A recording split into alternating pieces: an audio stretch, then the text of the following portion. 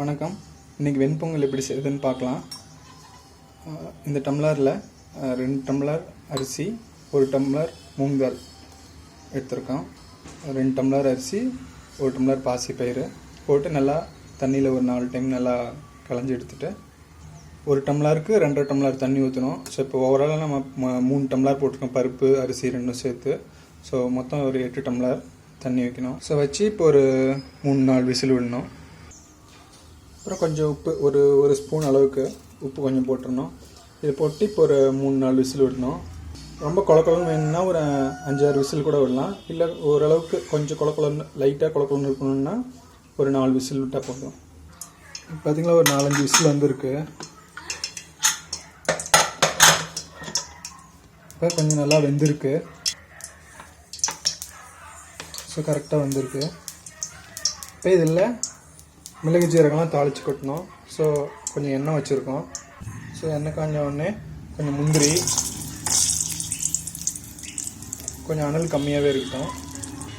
நெய் இருந்தால் நெய் கூட ஊற்றிக்கலாம். அப்படி நெய் இல்லைனா கொஞ்சம் எண்ணெய் ஊற்றிட்டு நெய் கொஞ்சமாக இருந்தால் கொஞ்சமாக கூட ஆட் பண்ணிக்கலாம்.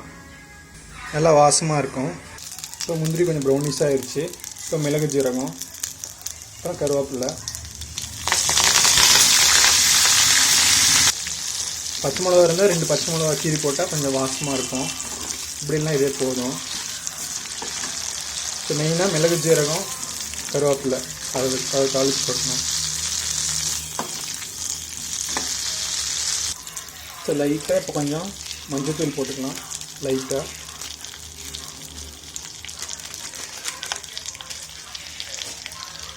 அவ்வளோதான். இப்போ இதை போட்டு கிளறி விட்டுறணும்.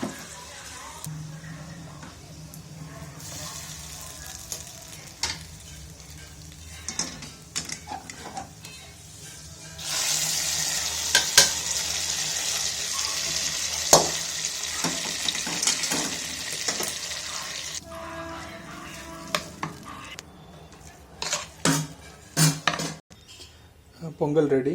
ஸோ இதில் வந்து முக்கியமாக மிளகு ஜீரகம் கருவேப்பிலை, இஞ்சி பச்சை மிளகாலாம் எக்ஸ்ட்ரா இருந்தால் போட்டுக்கலாம், இல்லைனா தேவையில்லை. அவ்வளோதான். தேங்க்யூ.